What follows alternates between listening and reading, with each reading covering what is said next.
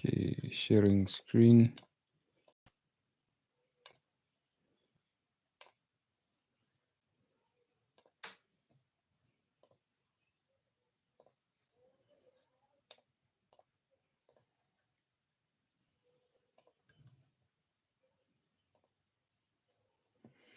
Okay, today we're going to focus on this security architecture. You guys can see the screen. Huh? Okay, good. Yeah, so let's go and focus on this one. Security architecture. We want to start on this one, the cloud. On-premise versus cloud. So on-premise is what we were using back in the day before cloud took over. On-premise, we had to had the server room located in the company, in the same building where the employees are located, but it had some issues, and then cloud came and took over. We're going to start with this one, the cloud. Nice thing about this one is that it leverages economies of scale, meaning that it's scalable, meaning that it's easy to grow a company if you're using cloud. With on-premise, you had to wait for the server administrator to get the server up and running before you can get extra clients because there was no space on the current server. But with cloud, it's much easier. It's very scalable. For example, Netflix, it uses cloud services to stream their content. So it doesn't matter how many people are watching, they do not get overwhelmed. They don't get a DDoS, distributed denial of service, because they're using cloud. They're using AWS. And AWS has data centers across the world. So Netflix will be available no matter how many people are watching.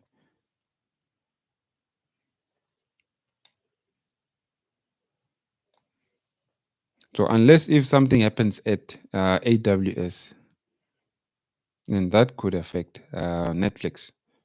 So most businesses don't rely on themselves for everything. They outsource a lot of their services. Netflix, they're not a cloud services provider. They are content provider. Then they outsource um, storage services to AWS to store all those content, those movies, series, and all that stuff for them. And then they pay OWS or AWS.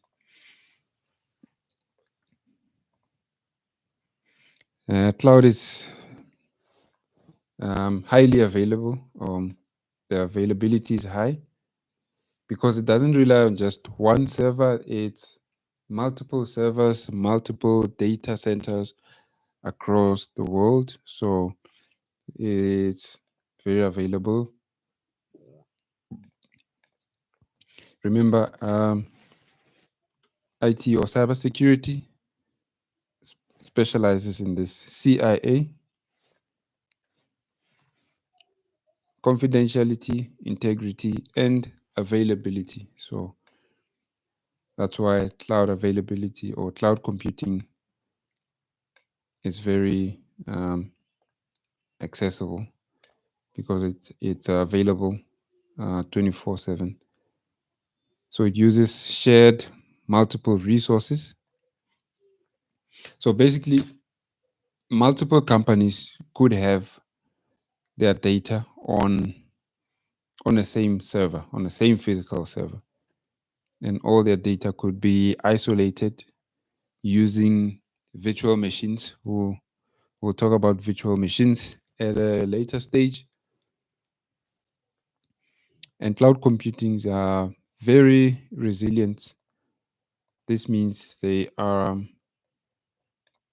the ability to recover from a failure is very good compared to on-premise.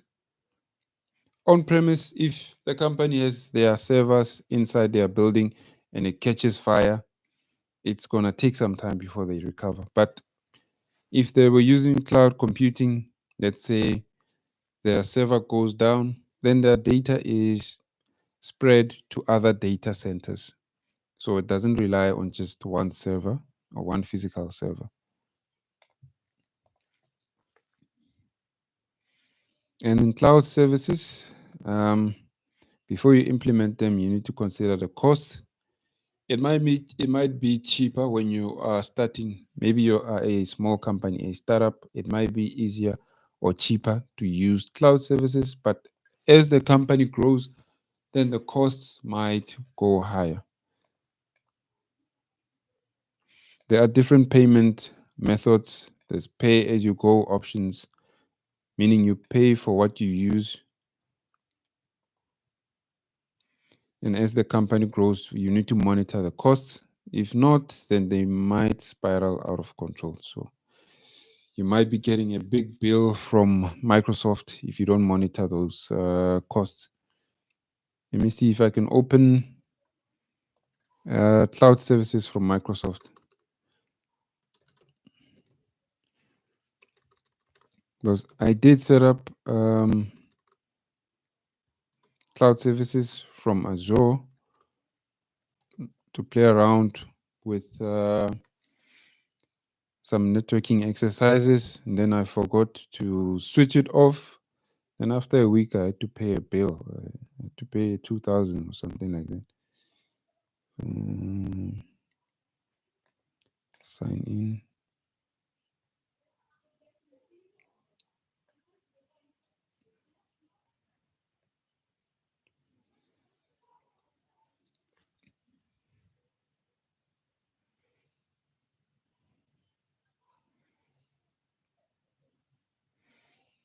Okay, there's different payment methods. And then this is where you will manage the costs of your cloud services.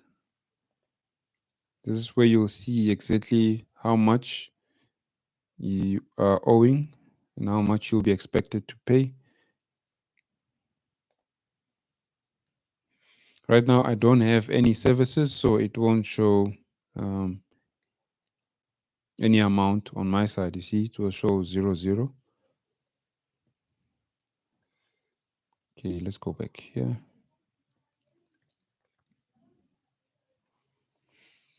And also, you have to consider the responsiveness when you are implementing whether cloud or on premises.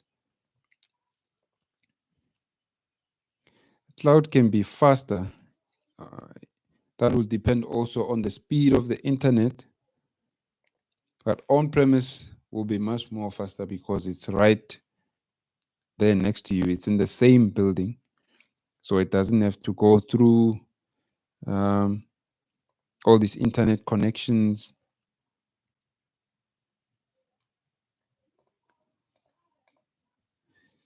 But cloud services it is highly responsive in terms of how it can adapt to changes.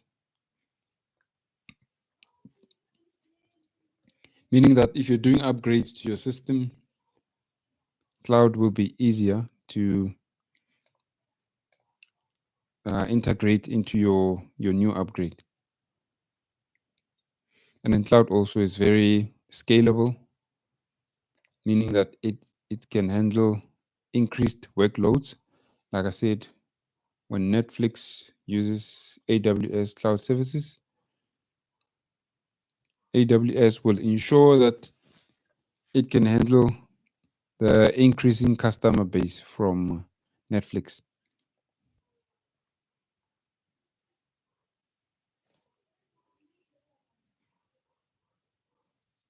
And then the ease of deployment, cloud is easier to implement than on-premise. On-premise requires that the company will have to hire server administrators. They need people who are qualified to know how to set up on-premise servers. But with cloud, you just pay because it's automatic Microsoft or AWS already have administrators who can assist you. You just pay for the service and then you are ready to go. You don't have to buy upfront equipment because these cloud providers already have the equipment in their data centers. They already have the employees or the staff that can assist you. Let's go here.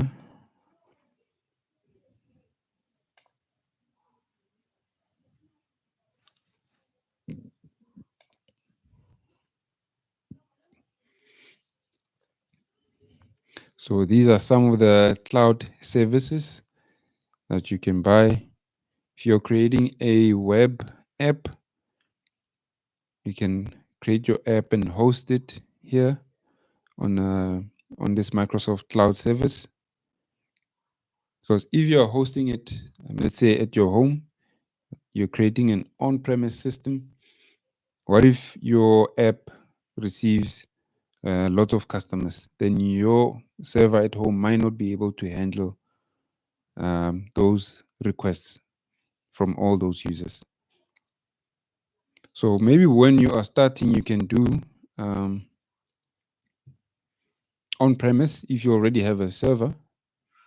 But as your company grows, you might have to move over to the cloud systems, because if you have to do your own cloud system, it will cost you a lot of money. You need to buy a lot of resources, a lot of servers. You need to hire people to manage those on-prem servers. So these are some of the services you can deploy and run container-based apps or deploy virtual machines.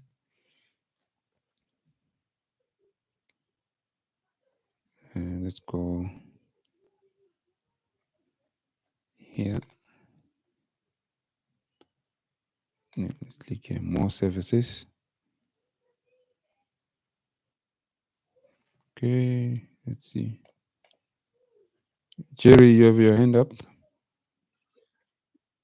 Mm. Mm. Mm. Mm. To move from on-premise to a cloud system. Yeah, it will depend on the company, like, or the data they have, how many servers do they have.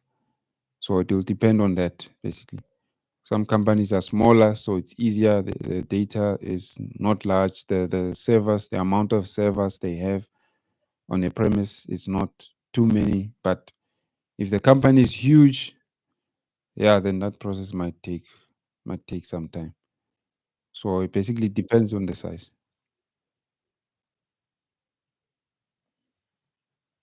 So transferring data from on-premise to cloud, it will depend on the size and the amount of servers that need to be transferred.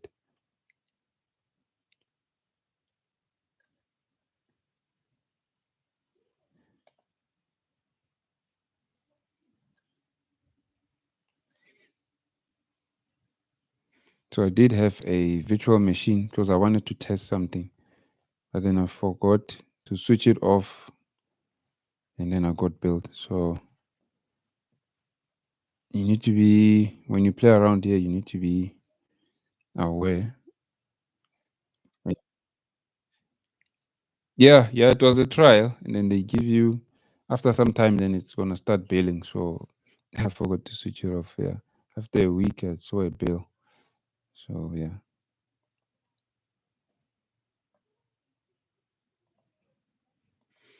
Okay, and then when it comes to this risk transference, a cloud allows you to transfer some of the risks to the cloud providers. Now, for instance, if you have on-premise servers, they can go down, something could happen, then your administrators will have to work on it. But if you go the cloud route, then you transfer some of that risk to the cloud provider. They'll have to manage or maintain those servers, not you. You'll just pay and then you get access to your data. Jerry, you got a hand up? Yeah.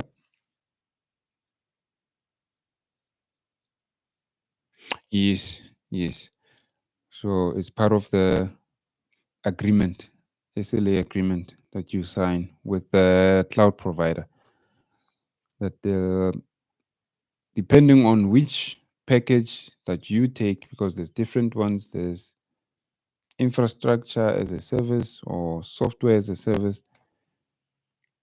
So do you want the cloud provider to handle everything for you, or you just want them to provide you space and then you can run your own virtual machines, or you want them to set up the whole virtual machine on your behalf and they handle everything in the security? You just want to run your app. So there's different packages and those. Yeah. All right.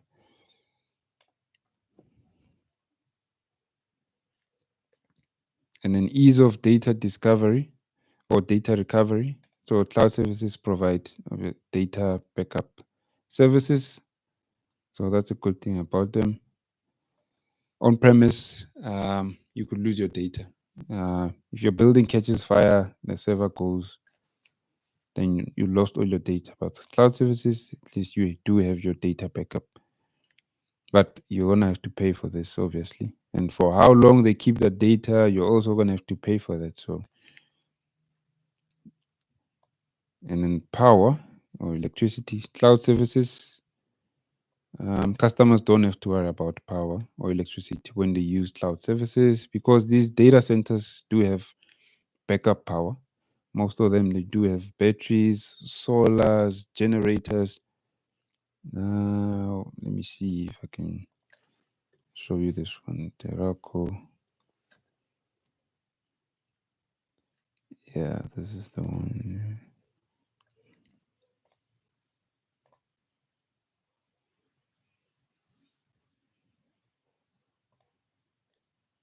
Yeah, so there's a lot of solar panels on this one and batteries and generators.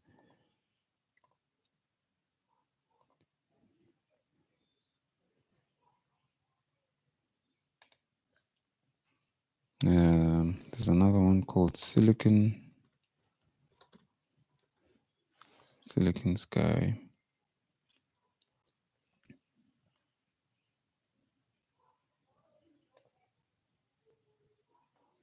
So there's different data centers across South Africa.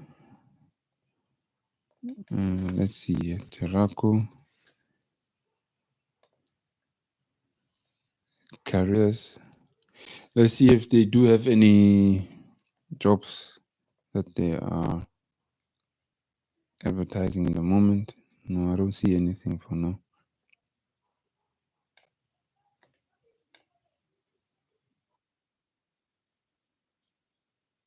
They do. They do.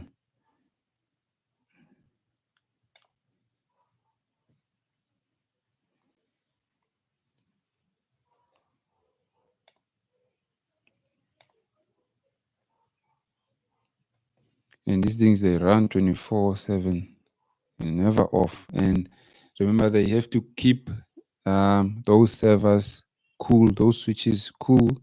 So they use a lot of fans.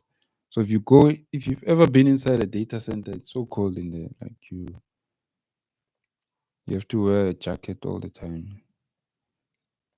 And there's a lot of noise from the fans because they have to keep all that equipment cool.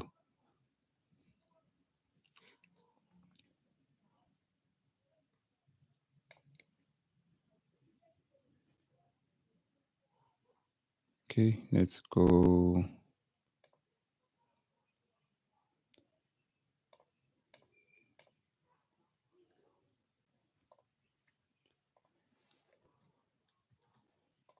Here on cloud security.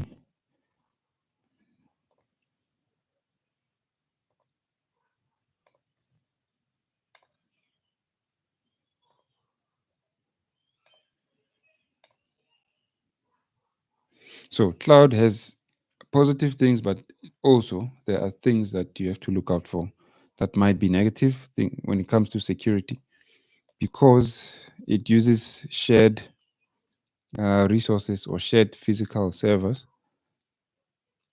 You have to watch out for vulnerabilities on a shared physical server. So if I'm running a virtual machine and you're also running a virtual machine, which both of them are running on the same server, if there is a vulnerability on your virtual machine, then that means my virtual machine might be exposed as well. It might be attacked as well if somebody attacks your virtual machine.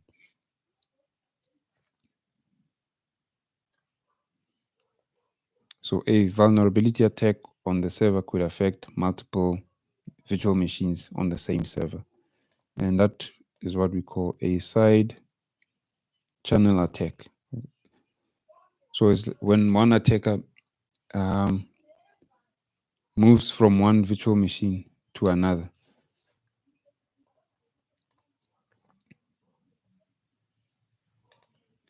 So that's why we need this hypervisor protection. Another security issue on cloud is inadequate user access management, because cloud systems can be very complex, especially for large companies, in terms of who has access to what or what kind of access. So if that's not managed properly, then some users might have unauthorized access or excessive permissions. So they need to be managed properly. So you need to have least privileged access to manage these access, or have something which is called identity access management.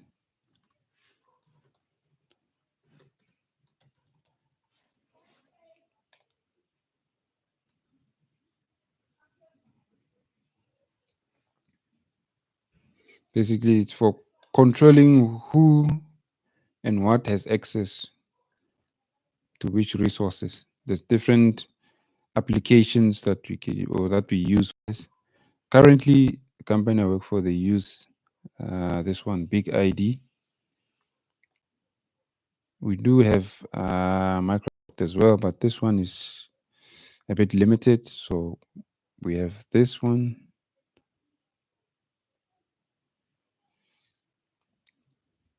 And then there's another one which they were looking at, Varonis.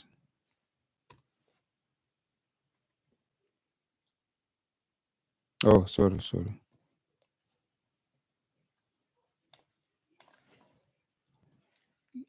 Let me share.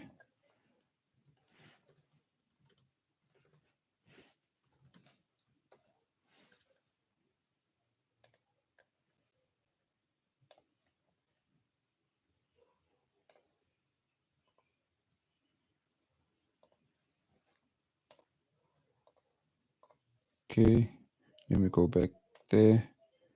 Yeah, I was saying on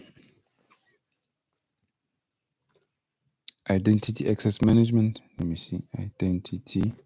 Yeah.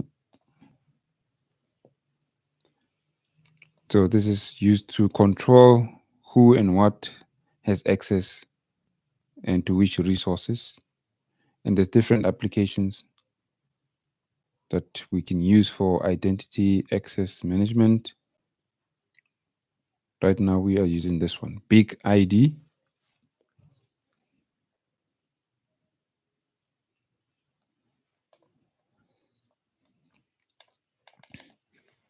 But we were also looking at this one.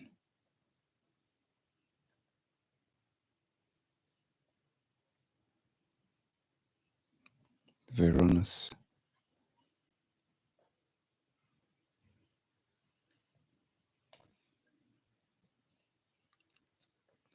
And then another security issue or vulnerability for cloud might be this single point of failure If, for instance, your organization is connecting to cloud platforms only using, let's say, one connection, maybe they're only using Vodacom or Vumatel.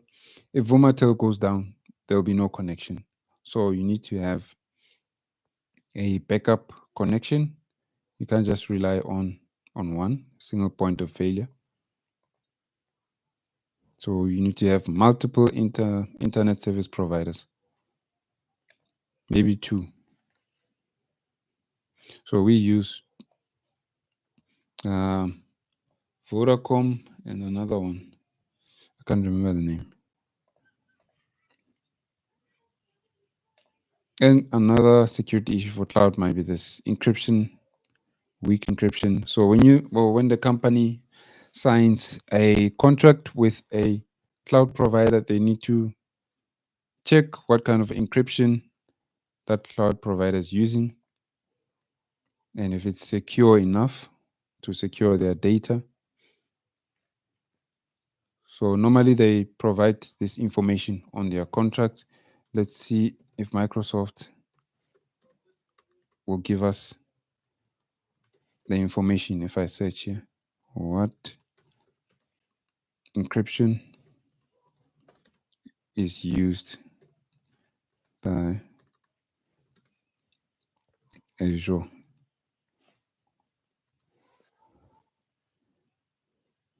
Okay, I'm gonna. Okay, so this is the encryption that they're using. 256-bit AES encryption for storage and BitLocker.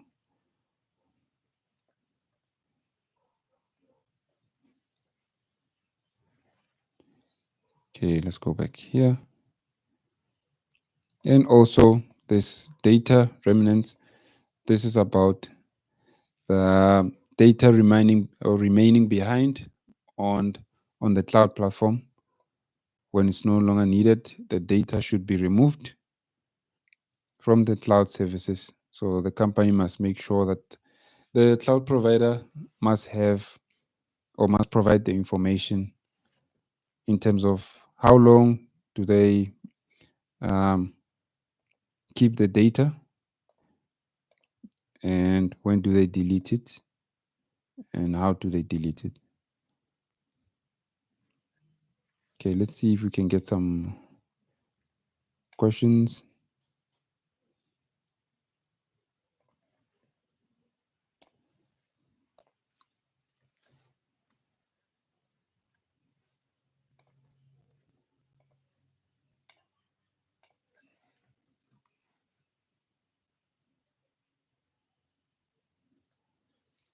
Okay, which of the following is not a key advantage of cloud computing?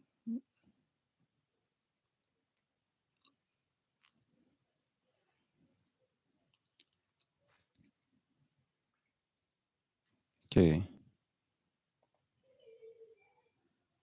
that's the correct answer. No?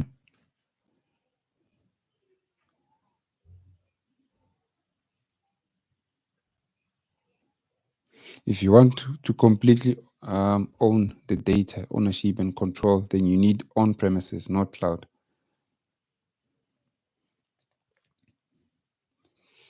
And then this one, what type of attack can occur when multiple customers share the same physical side channel? Yeah.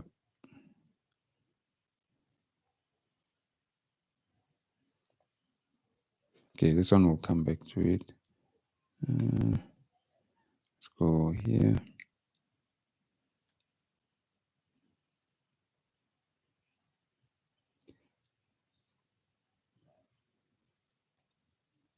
Let's focus on this one. On premise, it's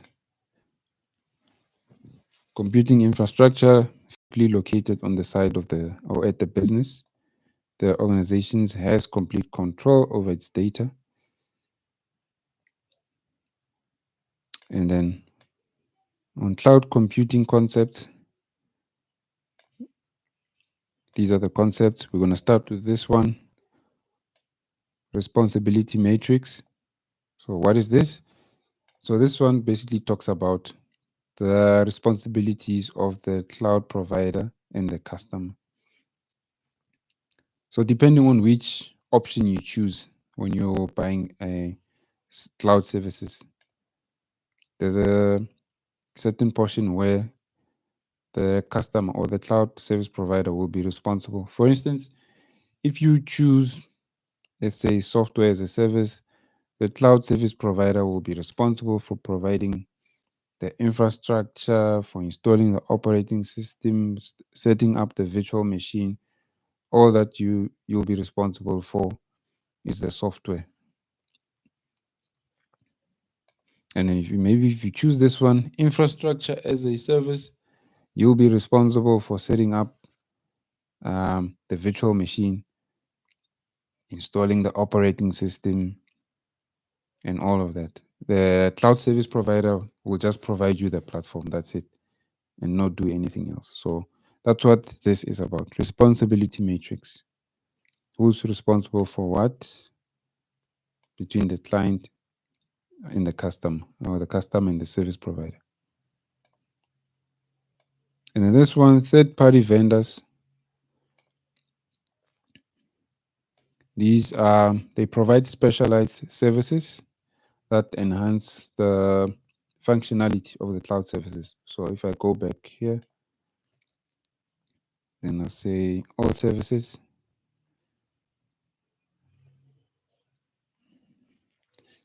Then I'll show you the third-party vendors. These ones, if you see partner here, these ones are third-party vendors.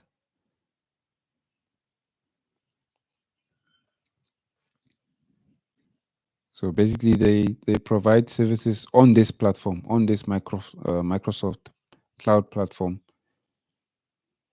just to enhance the cloud services. Because Microsoft doesn't provide everything, so that's why they work with these third-party vendors. You can see Elastic Cloud. So if maybe Microsoft is not offering you the service that you want, then you can try with these third-party vendors. So Microsoft has a relationship with these third-party vendors.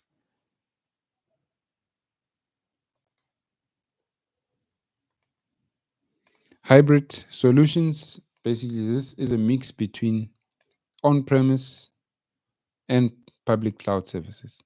Some companies, they do this. For their most, let's say, sensitive data, they might say maybe on-premise, and then everything else, they use public cloud services. So, for example, maybe the Reserve Bank might use this version, and then for how they make their money and what they use and all of that, they might put all of that information on the on-premise server, and all the other information they might put it there on the public cloud.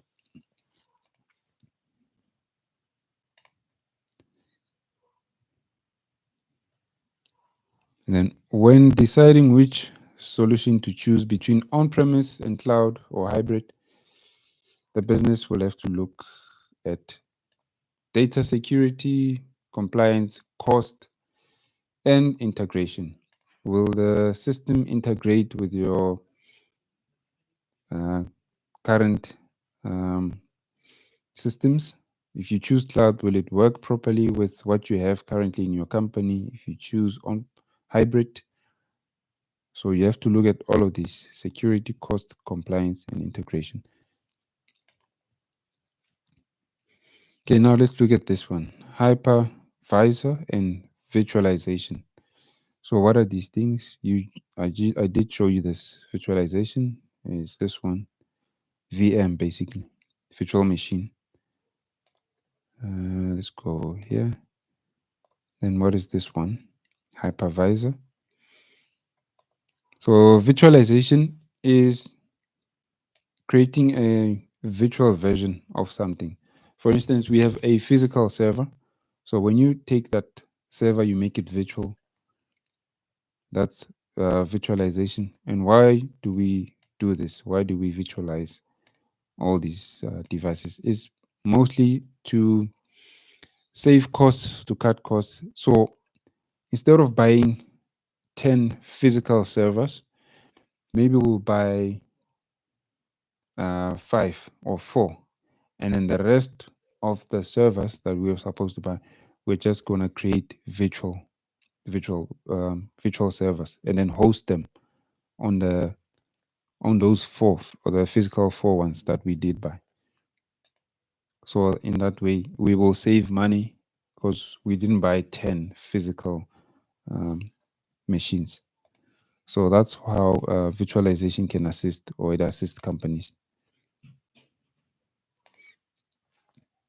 And in this one, hypervisor, it enables virtualization to function by acting as the middle layer between the hardware and virtual machines. So virtual machines basically cannot run without this hypervisor. So a hypervisor can be something like VMware. I don't know if you guys know the system, or Microsoft Hyper-V, hypervisor.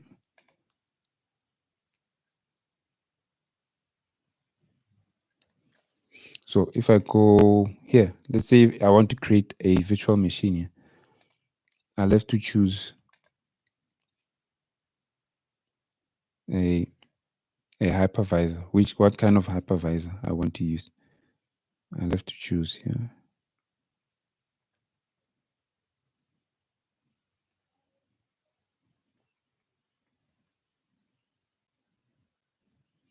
Okay, let's go down.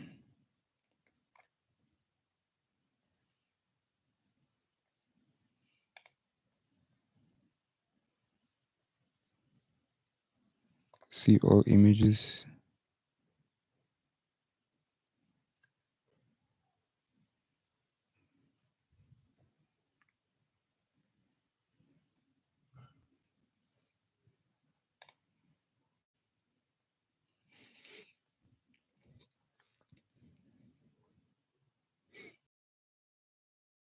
So let's go out.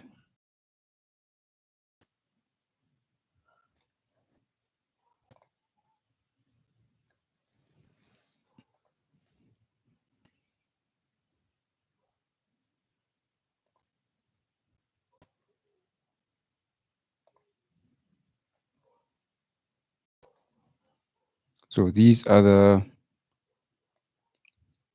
hypervisors that I was trying to show you. Microsoft Hyper-V, VMware. This one looks like this.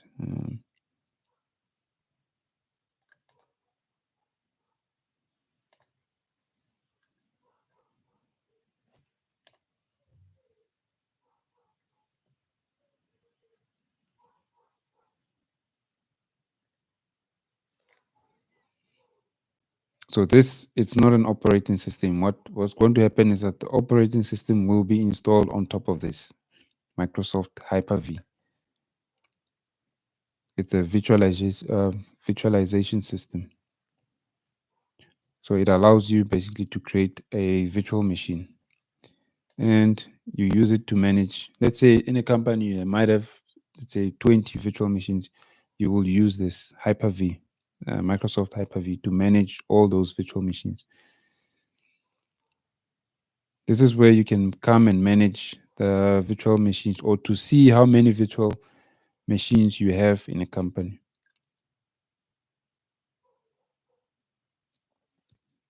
So this part will show all the virtual machines that are available and what kind of operating system is installed on all those virtual machines. Then this is where you can also stop those virtual machines, or you can remove them. If they're no longer being used, then this is where you cancel them. So basically, if this did not exist, you wouldn't have a virtual machine. Um, Let me open this, and maybe I can try and make it more clear.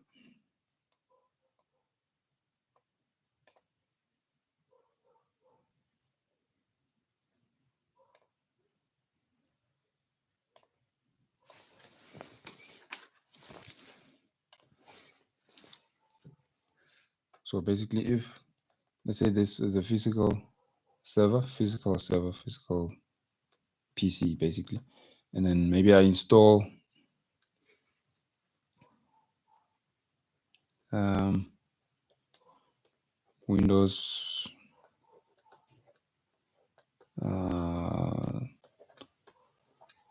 Server 2019.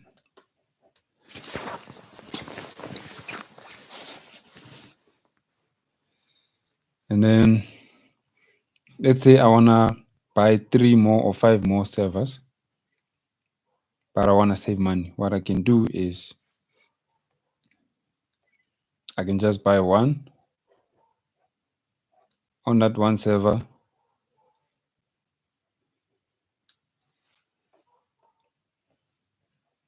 install Windows, or install this same Windows, and also install Microsoft Hyper-V.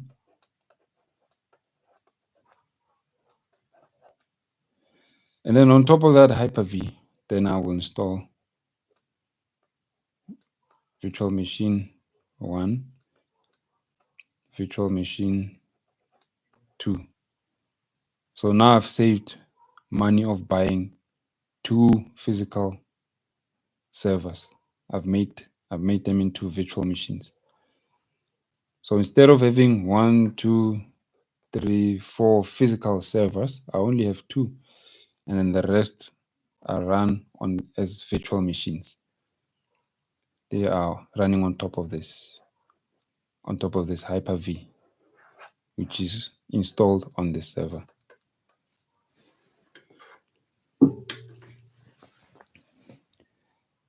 Okay, let's go back here. And then there's different types of hyper servers. There's type 1 and then there's type 2. Type 1 is a bare metal. What does this mean? Basically, this one runs directly on the hardware, on the physical hardware. And then type 2 is hosted. This one runs on top of the operating system. Examples are these Oracle VirtualBox. Have you guys installed a VM before on your PC? Okay, you're gonna have to download this one and play around with the VirtualBox. So, for example, let me go here. VirtualBox. This one you can download for free.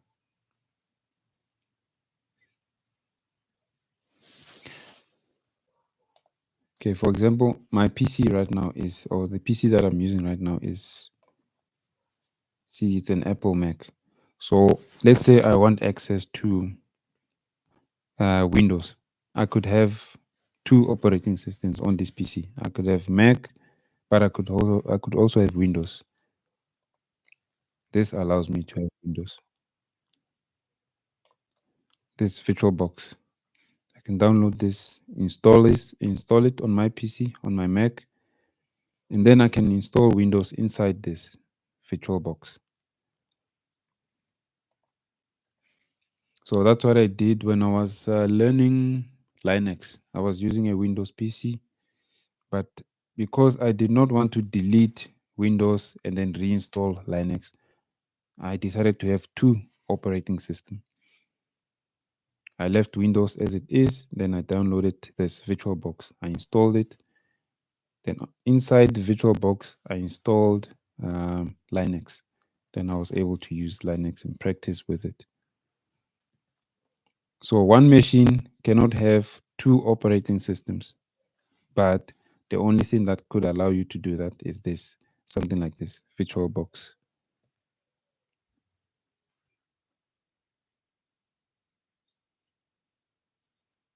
Yes, yes. There is the requirements. It will tell you what kind of hard drive, CPU, and all that information. So let me see if I can get the requirements here. But yeah, it does have it. So some PCs, if they are too old, then this will not work. So there are requirements, yeah.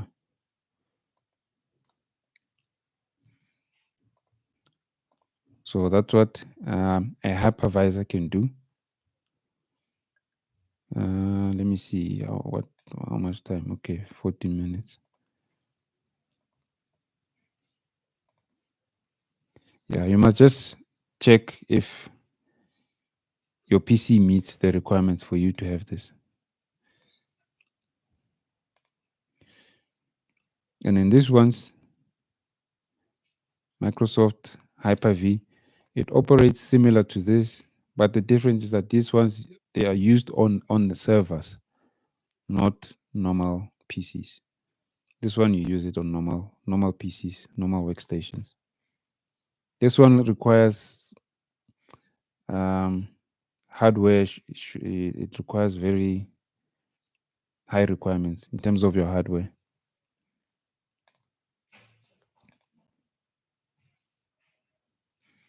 And then let's talk about this one, containerization. So let's say you want to you're starting your own application, you want to distribute that application, you want users to have access to that application, but you don't want to run a hypervisor because it requires maybe a lot of money to get the hardware that will meet um, this the requirements for this. And you only want to run an app, you can do containerization. This is used only for running apps. No? If I can go to Microsoft Azure, then I say Azure, and then I say services, app services.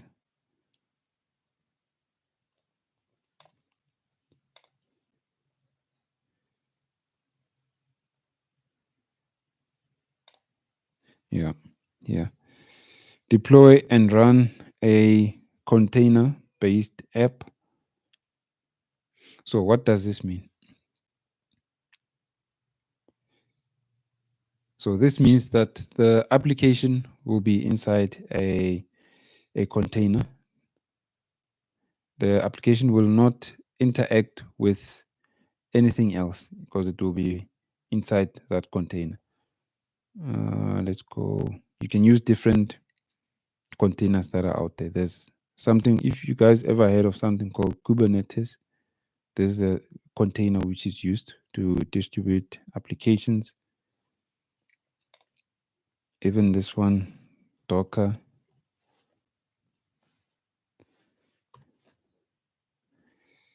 Accelerated container. It's a container that which is used to distribute applications.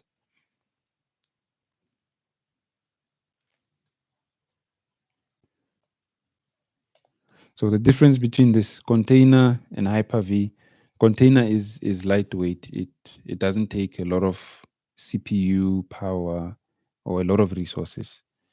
This one, Hyper-V, requires a lot of resources. This one, especially this one, the bare metal. This one is a bit better. It's designed for normal PCs.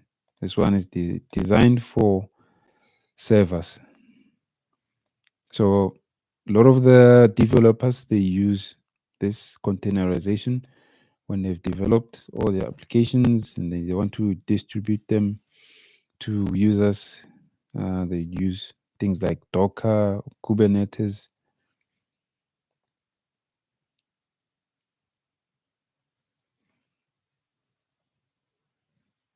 Okay, let's go to some questions here. Which type of hypervisor runs directly on the physical hardware? Yeah, bare metal. What is the main advantage of containerization over virtual machines? Yeah, requires less resources. Okay, I think we'll come back here.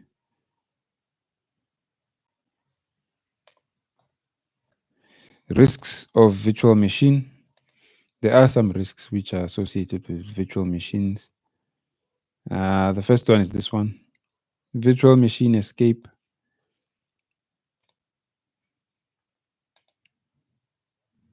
When an attacker is able to break out of a virtual machine and then add themselves into another virtual machine which is on the same physical server. This is a virtual machine escape. And then privilege escalation. This is when an attacker gains higher level of access. So basically, if someone is not is a normal user, standard user, and they're able to hack into a virtual machine and then grant themselves access as an administrator, meaning they've granted themselves a higher level of access. And then sometimes this happens. Sometimes companies want to move a virtual machine maybe from one server or to another, or maybe there is some maintenance happening at a data center where they have to move the virtual machines which they are hosting maybe from one server or from multiple servers to other servers. There can be risk when that migration is happening because an attacker can intercept the migration that's happening between the servers. So that's why they constantly need to patch and update and ensure that they use least privilege, meaning that a person shouldn't have excessive permissions. And then let's talk about this one: serverless computing. Basically, this is cloud. Management of servers has shifted away from system administrators or developers to cloud providers.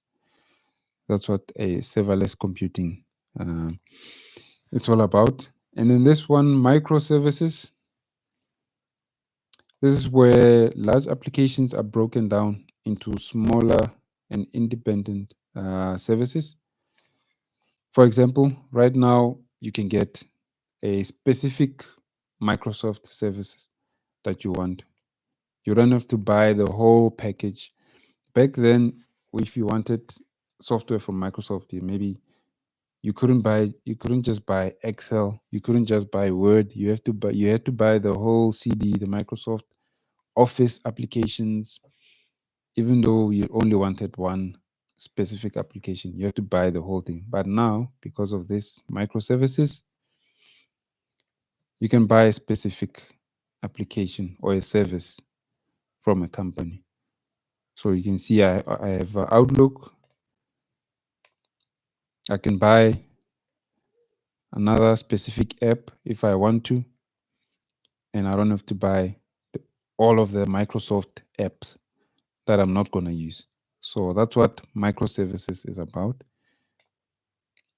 It breaks down applications into smaller and independent services. Let's go here. So, which of the following risks is associated with the virtual machine environments? Remember, uh, when a virtual or a hacker breaks out, yeah, the hacker breaks out of a virtual machine. What does the responsibility matrix in cloud computing define? Yes.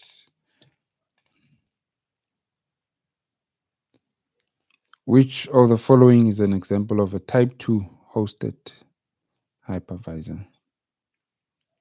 Which one? Okay. Yeah. Oracle VirtualBox. What is the potential issue with cloud services costs as mentioned in the course?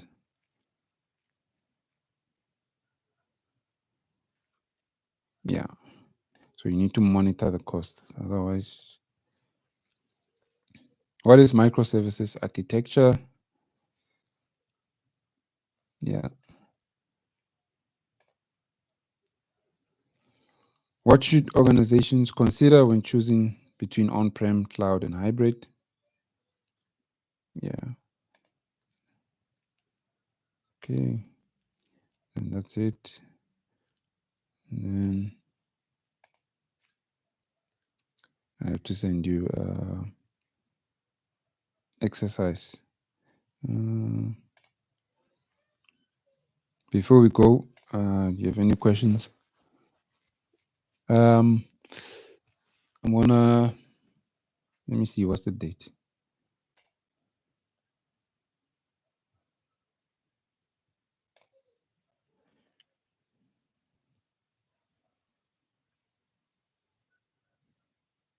Okay, early next month. I'm gonna write this exam security plus, and then I'll come back to you guys, let you know. Yeah. Other than that, we will see each other tomorrow, or we'll meet tomorrow online, if there's no questions. Yes. Okay. Cool. Cool. Cool. Cheers.